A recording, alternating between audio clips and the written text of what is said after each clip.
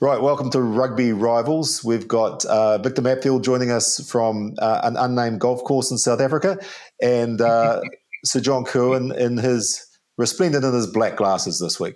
Oh, good morning for me, Ricardo. Good evening for you. Yeah, exactly. I thought I'd have a bit of a style change this week, Victor. I like to change my glasses in and out. I just felt a little bit of conservatism this week. Is it because of all the abuse last week online or what? No, I love that stuff, mate. I love that. That's what I thrive on, right? That's all fantastic. Good.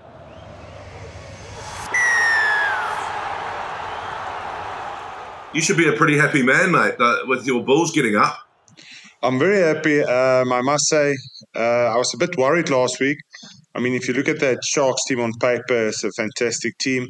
When Eben pulled out, I was definitely a little less nervous, but it's still a quality side. And yeah, I mean, that 10 minutes before halftime where they defended with 13 men on their line, just showed a lot of character.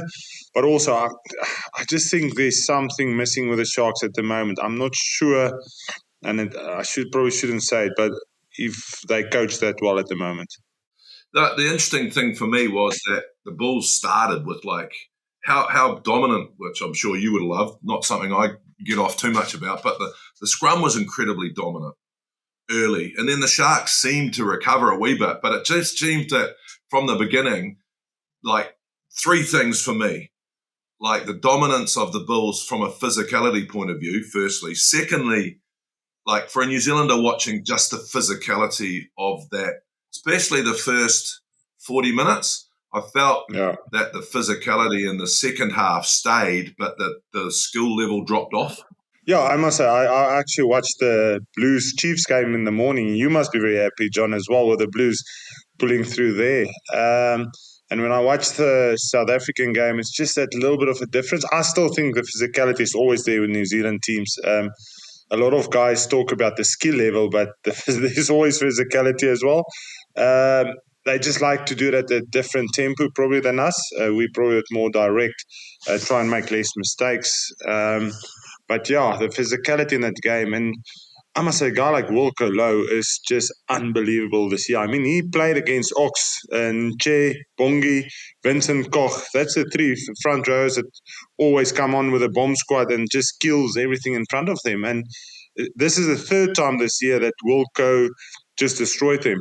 And I mean, he had a loose hit in Jan-Hendrik Wessels. That's actually a hooker. He's in the Springbok squad as a hooker, just helping out with Gerard Steenekamp being injured.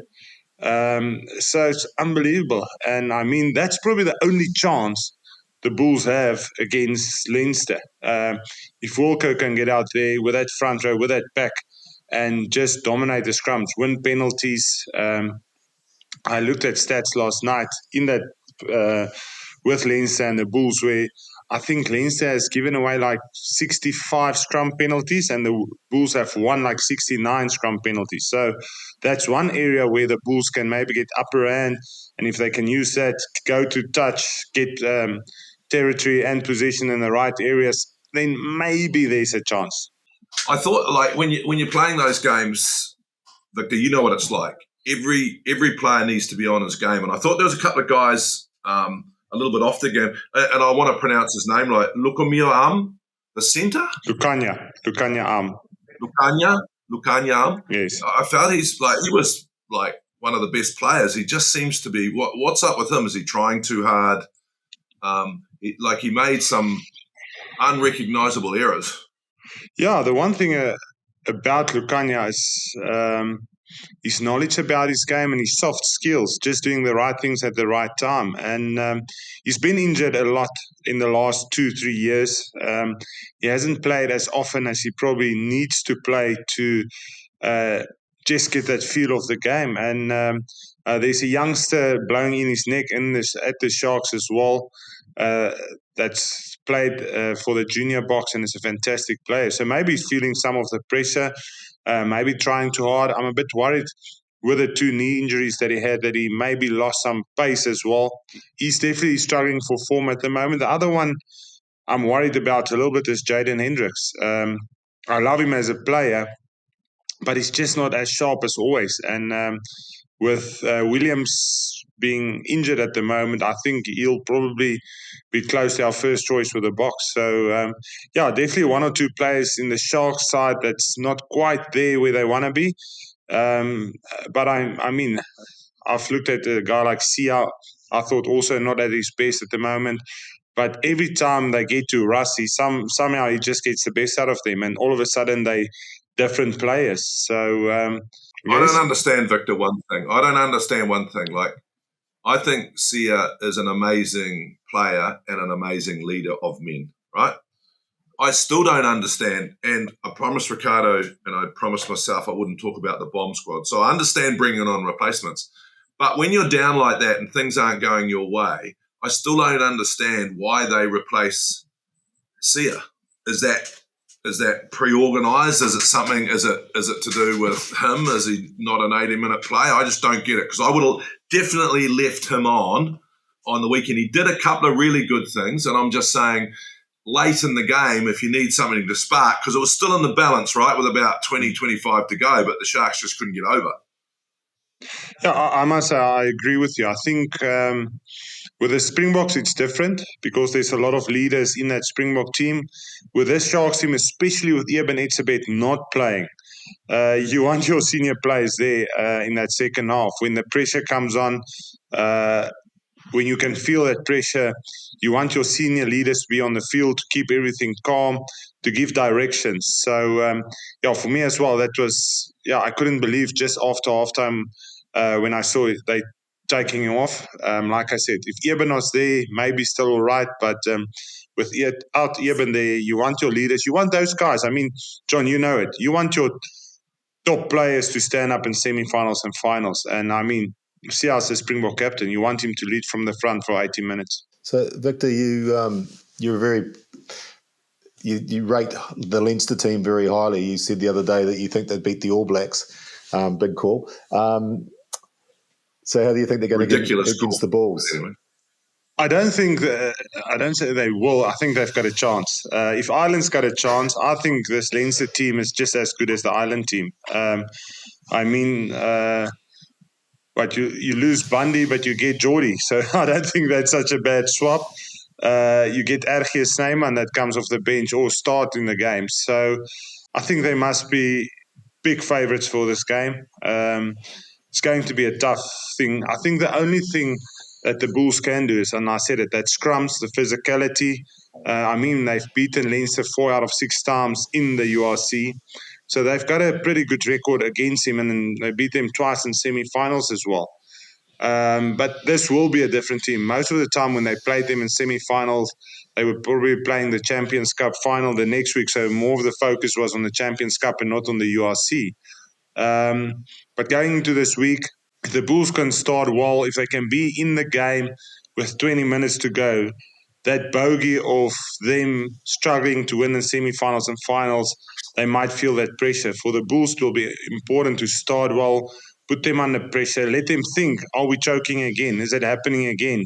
What do we need to do? So there will be a lot of pressure on this Leinster team. But, it's an experienced team, so they will be really focused for this weekend. Something we haven't seen, I think, in the URC because they were always focusing on the Champions Cup. So they will be very focused, and I think they want to win a trophy, and it's going to be a tough game for the Bulls. What about Super Rugby? So your Blues team's actually still in it, which is a surprise to many. Why were you surprised, Ricardo?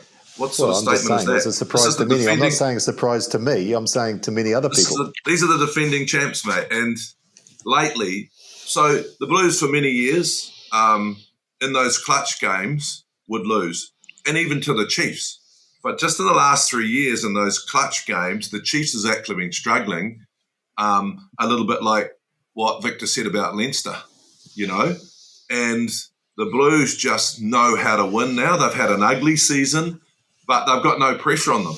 Ugly season, lots of injuries, things haven't gone their way. Opposition's worked them out, so, really physical against them. But in the clutch game on the weekend, which wasn't really a clutch game, and this is an interesting point, that sort of top six where you have a premiership winner and they get, well, in rugby league, they get a week off. In ours, you get to play, but you get 2 lives, Is that 3 or 4% where that if you lose, it doesn't really matter? I don't know. It's a little bit up in the air whether psychologically the Chiefs go, well, it doesn't really matter because we've got another life. So for me, I think the Blues, you just wouldn't want to play them. Have they had a good season? Yeah, of course they have, mate. I mean, they've made the top 6 and now they've got through the first round. So that's a great season if you're talking about the Blues, right? So for me, you wouldn't want to play them. Got to go down to Christchurch this week. It's a big week. But, hey, no pressure on the Blues, all the pressure on the Crusaders. So I'm happy about that. Yeah, just from my side, looking from the outside, I'm with John. I think the Blues can be very dangerous in semi-finals, finals, because they're probably the team with the most physicality. If that forward pack gets up, they've got some huge carriers in that team. It can be difficult to stop. And I think the Chiefs and the Crusaders would have been very happy if the Blues weren't in it anymore. So I think the Chiefs slipped up there, and the Blues are definitely a big danger in that competition now. One thing about the Blues and the Crusaders is that they're both going to be putting their best teams out on the field. Not so sure about the French team that's coming down to New Zealand in a few weeks. There's been lots of talk about who's going to be in that team and who's going to be rested. I think they're allowed to bring 5 players from the final, but they can't play all in the first test. So what do you think about the idea of an international team sending a weakened squad to an international tour? Well, the French have never really given a shit. Like, they do this every second year, unless it's a World Cup year and they want to bring guys. So they're talking about player welfare. And when you think about the French competition, they play a lot of rugby. World Rugby has been trying to get the French to change their club competition to fit in with the rest of the world. And every year the French say no. I thought that Benazi was going to get chairman of World Rugby for a few reasons. French rugby's in great shape.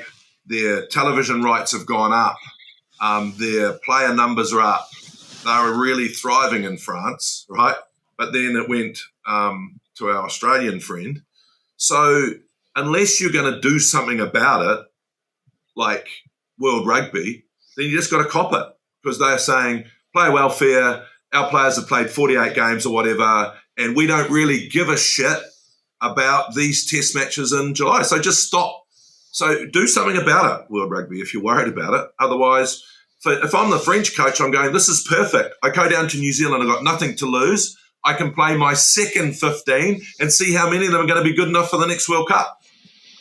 Yeah, it's a pity. I think everyone would have loved to see a top French team against New Zealand. That's number 2 and 3 in the world probably at the moment, playing against each other. And we know, I think the French is probably the team to beat in the next World Cup. They had a very young squad previous World Cup.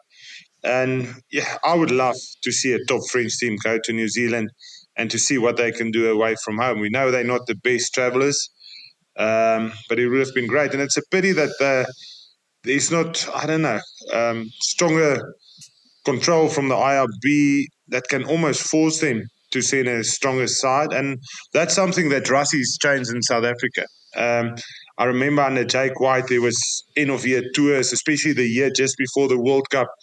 We did rest about 5 of our senior players before 2007. Russie is doing it the other way around. And it helped because it's almost like you guys in New Zealand, where it's central contract. The guys are centrally contracted. And, our top players get rested in the domestic competition. But when we get to the Springbok games, he wants his best squad. Yes, there will be rotation in those games because you want to grow your squad, but all the best guys is available, and that's what you want to see. International rugby is still the most important, I think, in our games. So we want to see the best against the best. Not for the French, Victor. Not for the French, mate. Again, because they get paid, always picked and choose. All those guys get paid from the clubs. They get paid millions by clubs. I played for Toulon. They don't give a damn about international rugby. It's just about the team, because those owners pay for the players, and that's why I think the French league can't control them. They just do whatever they want, and they want, because they're paying for those players, they want every ons they can get out of those players.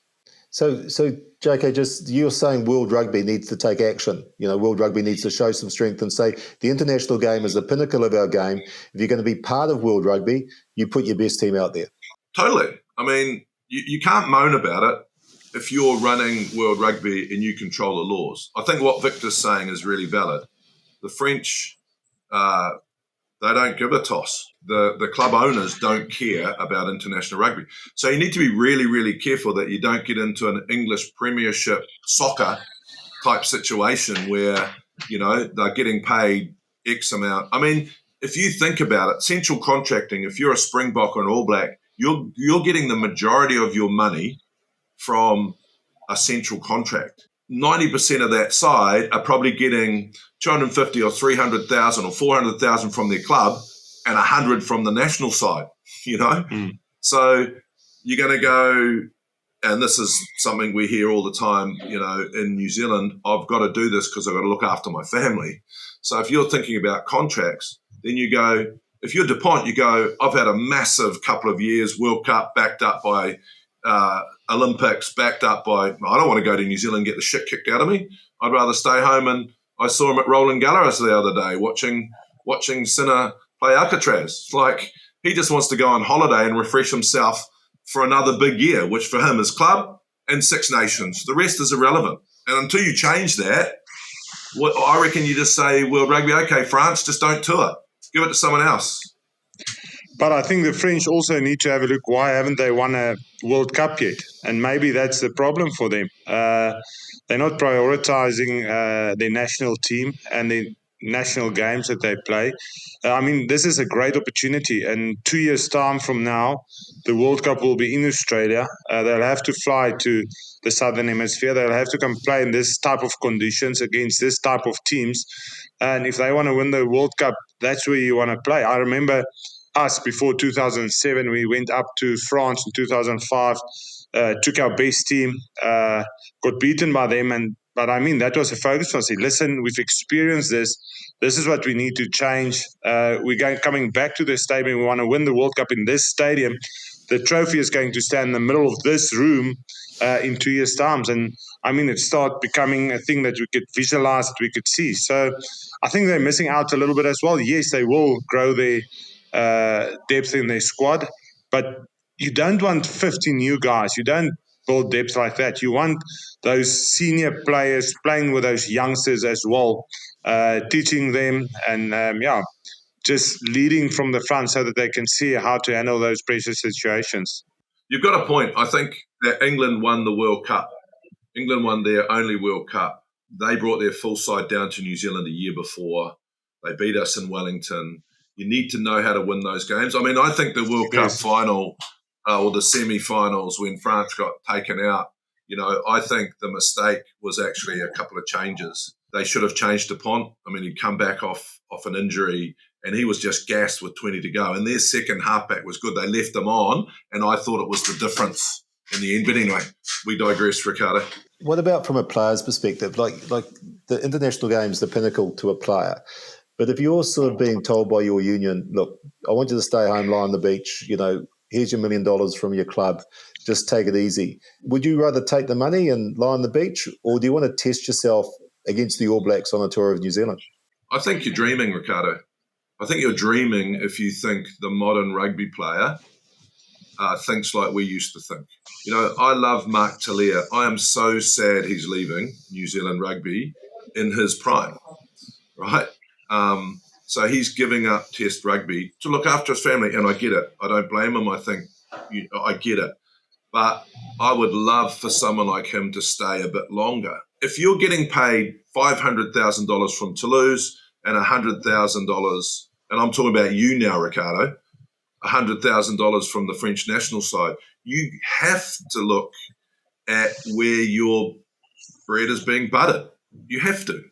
So it's the rules and the emphasis and how things are run. Of course, New Zealand love Test rugby and love the All Blacks. But not all of them stay that long. I mean, we lost Richie Mo'unga, we lost Mark Talia now, we've lost some of our biggest players halfway through their career because they go, I've got to look after my family. So France, it's an easy decision. I don't want to go to New Zealand. I'm not getting paid enough for it. Lie on the beach. Yeah, I think it's probably a bit different for Southern Hemisphere teams. Firstly, I think the players did change. I mean, in my day, after 2007 World Cup, went to Toulon, and after 6 months there, I wanted to go back to the Bulls. I wanted to go win another Super Rugby. I wanted to go play more tests for South Africa. I came back for probably about third what I was paid in Toulon to come play back in South Africa. We didn't have the opportunity to play there and to play for your country. I think what Rassie has done with the Springbok is the only thing those players worry about is the Springboks. And I feel, and that's why I say with the Sharks, a lot of those top Springboks, they only just want to peak when it's Springbok season. And I think that's wrong as well. You want your guys to play well for the union or the club and play well for the national team. But the national team should still be everything for you. I mean, in the Southern Hemisphere as well, remember, the only way you get those top contracts in Japan, top contracts in France or in the UK is when you're a top test player. You want to play a lot of test matches. You want to perform at the World Cup or at the highest level. You want to perform against New Zealand, against Australia. That's when you get those big contracts overseas as well. And I think, again, going back, these players need to look after their families. It's a short career, but you want them to at the international level as well, and you want them to play in the big games. I was always upset when they wanted to rest me. I mean that end of year tour, I got rested too. The end of year tours, I didn't like it because I said rather let me rest in the off season or let me rest in the week. But you want to play those big test matches. That's why you play rugby. I can't think if a guy like DuPont were fit, you want to miss out playing the All Blacks in New Zealand. That's the biggest dream for any rugby player. But yeah, maybe they think different these days. Well, one team that's going to be full strength on tour is the Lions. How do you think they're going to go in Australia?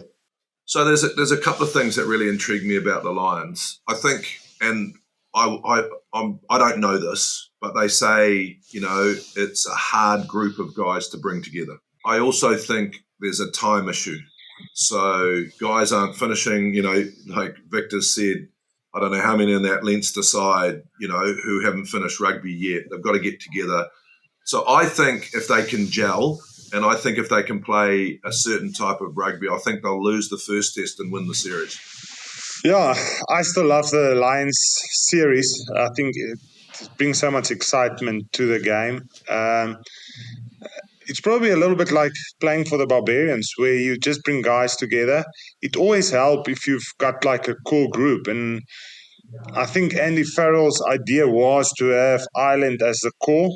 He was probably a year ago thinking there'll probably be about 10 of the Irish guys in the team, and then he'll have maybe 3 Englishmen, 2 Scottish guys, and then or maybe 1 Welsh guy. But I think it's changed over the last year with Ireland struggling a little bit, England becoming stronger. Now he's got an English captain. Scotland doing really well as well. So I think the mix are going to be a bit different.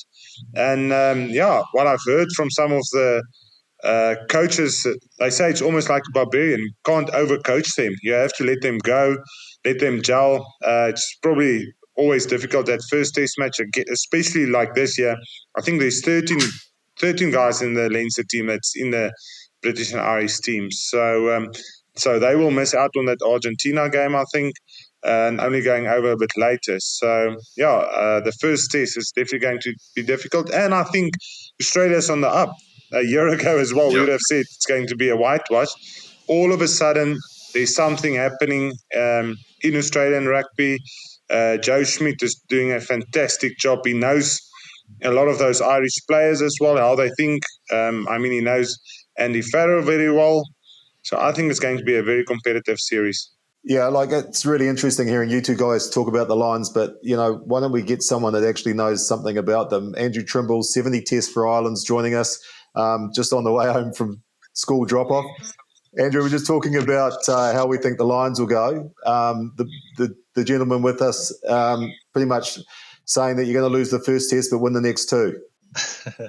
Yeah, so it's interesting you're bringing on someone who knows a little bit more about Lions. You're bringing on someone who was available for Lions but went on as many, got selected as many times as you lads did. So unfortunately, I might have a slightly different perspective, but not dramatically different. Yeah, I think I suppose as it gets closer, everybody kind of maybe starts to get a little bit more of a realization that maybe Australia are going to be a little bit more competitive than we all thought a while back. The main factor for me is Schmidt. I just think Schmidt, this has been something he's been working up to, building up to. He's going to have a couple of tricks up his sleeve and find a way to. There'll be something he'll be leaning on. There'll be some aspect of Andy Farrell's attack or defense where he'll be able to find a niche and find a way to kind of capitalize or get a bit of an advantage there. So when you say Joe Smith's tricks, Andrew, do you mean like will he have a technical or a tactical thing within the game plan that will attack a weakness or change like the game completely? What do you mean by tricks?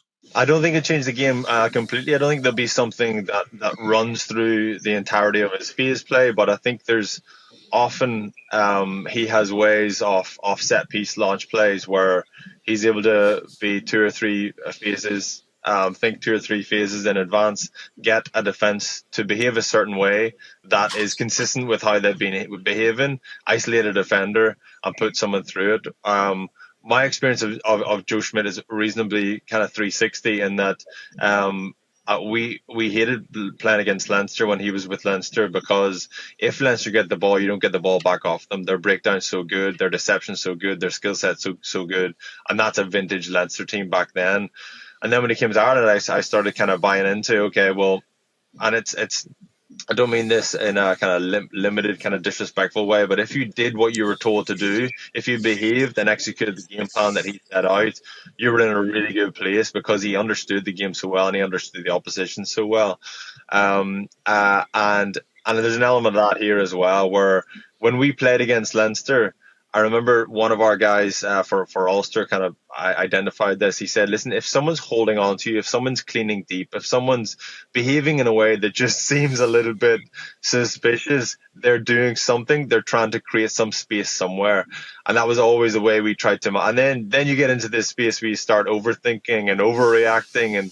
But it's all Joe Schmidt because he's capable of creating something and creating space. Andrew, the one thing we talked about was the Leinster guys only joining the group a bit later. I think it's 12 or 13 guys. Will that have an impact on the squad? Or do you think those guys know Farrell so well they'll just fit in when they get there? It will have an impact, definitely. But if there's going to be a group of players that can cope with that and can manage to make up time, it's going to be the Leinster players. They know exactly the way Andy Farrell behaves. They know what's expected of him. But it's still not perfect. It's still not ideal. To have that prep time and be fully prepared and ready for a Lions test tour is going to be really important. I think they can make up the ground, but it's still not ideal. As from Southern Hemisphere, although Victor's got a foot in both camps now. He used to be Southern Hemisphere, but now they've headed north, South Africa. So he's turned to the dark side, JK. He's turned to the dark side, mate. He has. He'll be drinking pints of Guinness shortly instead of his rum and coke. Hey, we hear a lot in the Southern Hemisphere about how hard it is for a Lions coach to bring the nations together. But we don't really understand what that means because for us as rugby players, you know, I've done a couple of things with South Africans and barbarians and stuff, and we just got on like a house on fire. But every Lions team, they talk about this, different nations, you know, not being able to get along together, and you got to bring them together. Is that a fact, or is that just bullshit? I would imagine there's an element of truth to that, and just I suppose you're trying to blend four nationalities, 4 different styles of play, 4 teams that have been coached 4 different ways, blend them together and try and come up with something. It's a miracle they're actually able to do it. It's a miracle the Lions is so special, but it undeniably is. The last Lions tour was a lot less special, a lot less memorable. But South African tours have certainly not been less memorable in the past. Incredible Lions tours. Australia, maybe slightly to a lesser extent. But yeah, I always hear stories about guys, just a fierce rivalry in the Six Nations, and guys hating specific individuals, just having that personal rivalry as well. And then walking in, I mean, you always hear about one of the famous ones is Mike Phillips and Ronan O'Gara. Like there was zero relationship there, any way positive. They really didn't like each other at all. They're two big personalities, two great lads as well. But they ended up rooming together, ended up being best mates. And I think that relationship might have been a little bit turbulent. It might have been just as linear as we used to be hating each other, now we're best mates. I think they started hating each other and then became best mates again. So, and then Johnny Sexton and Owen Farrell was another one, huge rivalry. The two of them are very, very like-minded. They come across like the same personality, but one in green and one in white. And those two were best friends by the end of it. And it was kind of like Andy Farrell's adopted son and his real son. At the end of the year, the World Cup rankings the seedings are going to be decided based on where you ranked in the world. So who's going to be the best team in the world at the end of November? I think that's a bloody hard one. What are the rankings right now? I think it's South Africa, France, New Zealand, Ireland, England. So tell me who it's going to be at the end of November. Don't tell me who it's going to be now. So let John think. Now. So I think, to be honest, again, the French are shooting themselves in the foot because where you are in the pools, who you're playing, is definitely will make it easier or harder at the World Cup. Previous years, I felt they did this draw too early. You would actually have it maybe only the year before the World Cup. But to be honest, I think New Zealand got an easier route this year. So I won't be surprised if New Zealand is first. I can't believe I'm saying this, but South Africa got a tough year. I mean, we have to play New Zealand away from home twice, playing Ireland away, French away, end of year tour. So it's a very difficult year for South Africa. I can't believe you're saying that, mate. I cannot believe you're saying that. I can't believe it as well. If Rassie I can't believe right, you're saying that. Oh, poor old South Africa. I should cry now that you've got a hard year. Oh, I feel so sorry for you, mate. So I'll say New Zealand 1, but South Africa will be 2. And how many tests are the French playing against the All Blacks? 2 or 3? 3. I still think probably England might sneak up there. No, the French will be 3rd, England 4th, and probably Ireland 5th. Yeah, I'm different. I don't agree. I think there's a couple of things in play. I think for New Zealand, we have the current world champions, which is South Africa. I thought we got close to working them out. The way that South Africa play, the bomb squad, Rushy and his innovation. I think we got close last year, but we didn't get the cookies, especially in South Africa. I thought we should have won both those tests, but the experience and the greatness of that side got through. So for me, I think New Zealand, if we want to win the next World Cup, we've got to have a really dominant season. We've got to bring some new stuff to the table. And I think we have to work out how we're going to beat South Africa on their day. So I think Ireland need to find a Sexton that will completely. So the interesting thing about this final, I'll just digress a wee bit. On the weekend, Victor, Leinster and the Bulls. I was in Ireland, both those November tests. We won last November. The November before, when we lost, we couldn't get the ball off Ireland, right? So, and that was very much Sexton. He would run it like a orchestra leader, and you couldn't get the ball off him. It got really frustrating. So if Leinster can do that against the Bulls, but if the Bulls can get dominance early and get some possession, it's a different game. So for me, New Zealand, to answer your question, New Zealand will be 1, Ireland will be 2, and South Africa will be 3, and France will be 4, because France don't really care about the internationals. They only care about World Cups and Six Nations. Okay, that's interesting. So you've got the world champions ranked 3rd at the end of the year. Because I just think it's a little bit like the Blues last year. You win something, and you got to remember that we're all chasing South Africa now, and New Zealand used to be the team that others would chase, but we're chasing South Africa now, right? As hard as this is to say, South Africa are leading the world rugby in innovation, in World Cup titles. So we're chasing them. So at some stage, you've got to go and beat the best team in the world. And so everyone's coming for South Africa. And I'm sure Russia's aware of this. So for me, Victor's right. Not that I'm losing any sleep, not that I really give a shit that South Africa's got a hard year. I'm actually happy.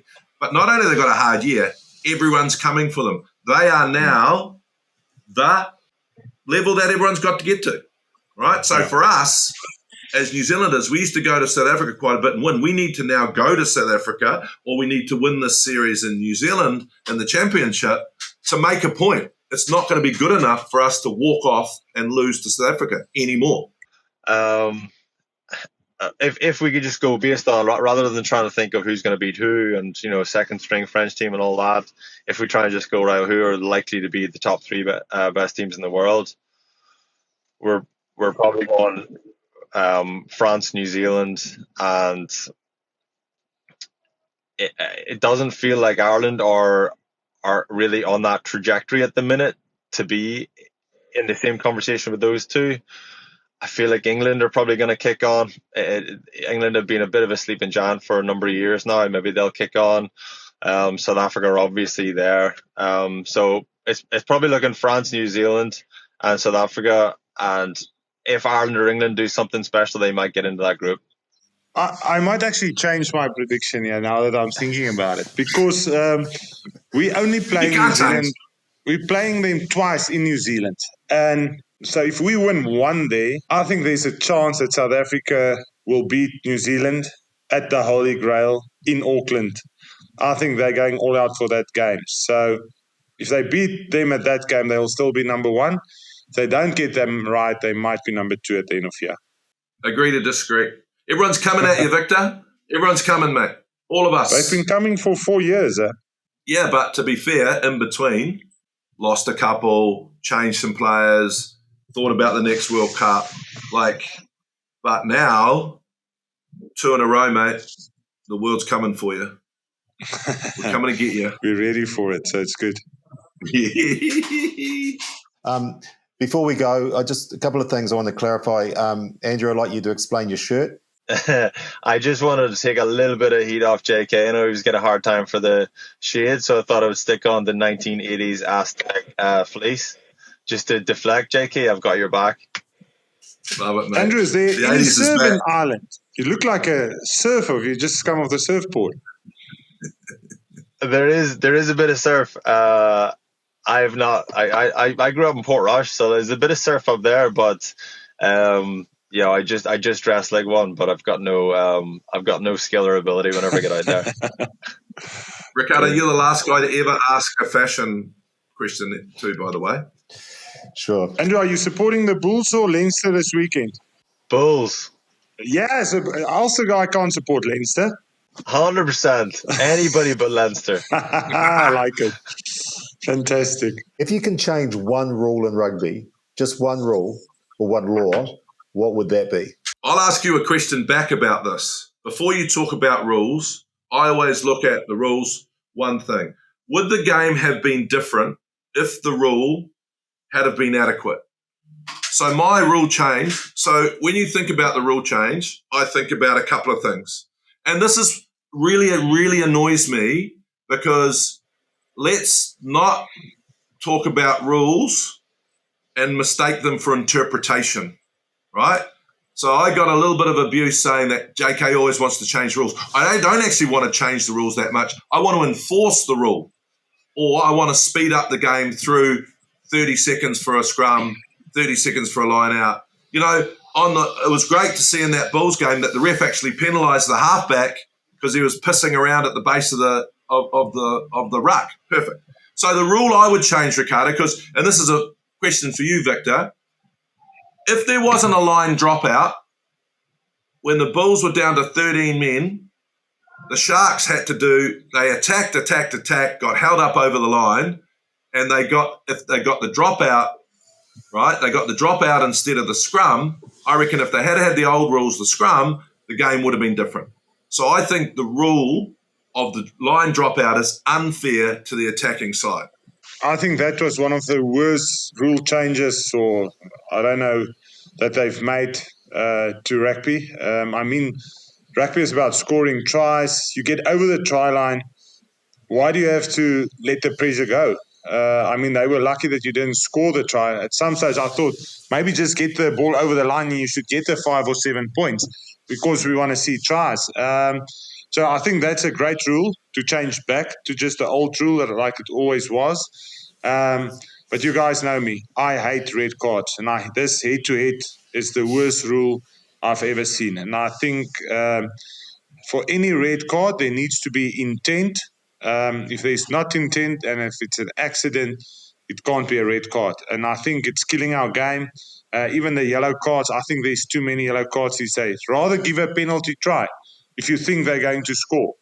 Give the penalty try and let's play 15 on 15. But all these cards, I mean, we almost never see a game where there's not a card, where there's not a situation where it's 15 on 14 or 15 on 13. So I want everyone on the field. Let's penalize them harder after the game. But I mean, let's keep people on the field. There's another rule I'd like to bring in. So I agree with Victor. I think that putting guys on report, sanctioning them bigger afterwards. I think what we would perceive as a red card now should be a yellow, and a yellow should be put on report. So I totally agree with Victor, because at the end of the day, the fan is paying good money to watch 15 against 15, and that is the core values of our game. But the other thing I would do is I would create a 3-point penalty for the third infringement for the defending team, right? So what we're seeing now, and then the players would self-control, right? So you imagine you're on 2 penalties. You know that if you give away your third penalty in the 22, it's an automatic 3 points and play on. So the scoreboard just ticks over, right? That means that the players, all of a sudden, after 2 penalties, will be way more diligent, which will open the game up. There'll be less guys trying to slow the ball down and sort of semi-cheat. I mean, we are the biggest cheaters. And Victor, you were the biggest cheat ever. I wasn't in the scrum because I didn't have to cheat. Richie McCaw was the biggest cheat ever, but we didn't call it cheating. We just pushed the referee to the limit. You know what I mean? Mm. So now, if we bring in after 2 or 3 penalties, it's in the 22. It's 3 points to the opposition, but you carry on. Yeah, that can work, because that's almost like I say, be quicker with a penalty try. If you think, you've done this 3 times, these guys are on the line for 10 minutes now. If you didn't do it, it would have been a try. Give the try. Or I like it. Give the 3 points and play on, so it can be a 10-point game. But a lot of this time, I mean, if you're in your 22 defending for more than 5 minutes, I can promise you there's going to be 2 or 3 penalties. That's just how the game is. And that's why so many guys aren't going for the 3 points anymore. They go to the corner. So it's either in the maul or in the pick and go, someone is offside. These days you can't have your hand on the ground, pass the back feet. I mean, there's so many chances of giving away penalties. So if you keep that pressure, you kick to the 22, the chances of giving 3 penalties away and getting a yellow card is almost 80% these days. So, it's difficult. I don't think the guys want to force it, but if you're on your line, you defend for your life and you will make mistakes because of the pressure. So, that idea can actually work, JK. I think that dark glasses is bringing up the best in you today. I tell you what. I'm getting some. I like to change up my style, Victor. It's just what I like to do. I just felt I'd bring something fresh and change the game. But the trouble is with me, Ricardo, is like, because we are a multinational, politically run organisation, it takes us 5 years to make any change. We need to change something about how quickly we change. Because then they go back and they have a meeting, and then Ireland doesn't want this, and South Africa doesn't want this, and New Zealand doesn't want that. So they go away again, and blah, blah, blah, blah, blah. We need to just create a separate committee that can make these rule changes fast, trial them fast, fail fast, and move on. Like, that rule has not worked. But I encourage them to keep saying, okay, we're trying to do this. But if it doesn't work, say, right, it's not working, people, we don't like it, it's out. And someone takes responsibility for that. Do you know who's in charge of the rules? Does anyone know who's in charge of the rules of the IRB? No, we don't. I know they've got a few. So like last year before the World Cup, they asked me to come in with a line out mauls and whatever.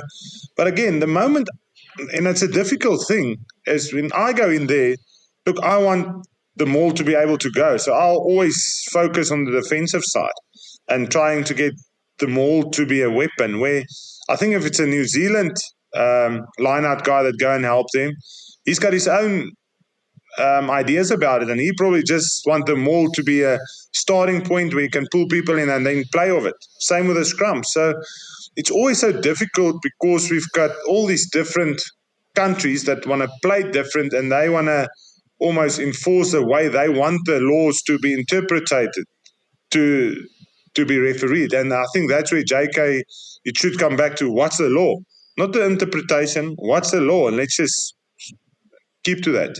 But isn't that part of our problem? Part of our problem is we're all going to defend our corner, you know, and I get that.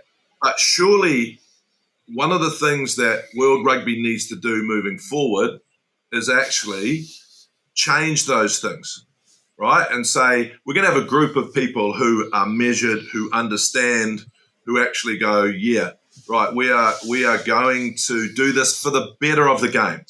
Yes. Laws, interpretations, and just move fast. Because if we get all those people in the room, of course we're going to defend it. What happens in the end? When you're defending your situation, you get procrastination, you don't get decisions, right? Because we can't come to an agreement. There is a sad, it's been a sad few days here in New Zealand. We've lost a great All Black, and I thought we'd finish by, JK, if you could just explain how special Stu Wilson was to New Zealand and to all of us.